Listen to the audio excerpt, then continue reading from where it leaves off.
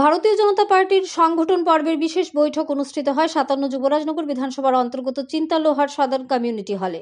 বৈঠকে উপস্থিত ছিলেন যুবরাজনগর বিধানসভার প্রাক্তন বিধায়িকা তথা প্রদেশ ওবিসি মোর্চার সভানেত্রী মলিনা দেবনাথ, মণ্ডল সভাপতি নান্টু গোস্বামী, প্রদেশ সম্পাদক রতন ঘোষ, উত্তর ত্রিপুরা জেলার জেলা সভাপতি কাজল দাস, জেলা পরিষদের সহসভাধিপতি ভবতোষ দাস, জেলা সম্পাদক জয়জিৎ শর্মা, যুবরাজনগর ব্লক চেয়ারম্যান অপর্ণা সিনহা দেবনাথ, জেলা সদস্য শ্রীপদ দাস, সকল বুথ সভাপতি, পঞ্চায়েত প্রধান, উপপ্রধান, মণ্ডল স্তরীয় কার্যকর্তারা।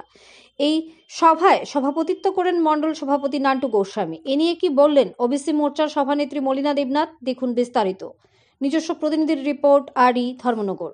ম্যাডাম, আজকে হাফলং চিন্তালুধার সদনে একটি সাংগঠনিক বৈঠক অনুষ্ঠিত হয়েছে, আমরা সেই ব্যাপারে জানবো। কিসের উপর? নমস্কার, আমাদের সাংগঠনিক পর্ব চলছে আর সেই সাংগঠনিক পর্বের অনুষ্ঠানই আজকে উত্তর ত্রিপুরা জেলার আমাদের ছটা মণ্ডলের শেষ বৈঠক ছিল।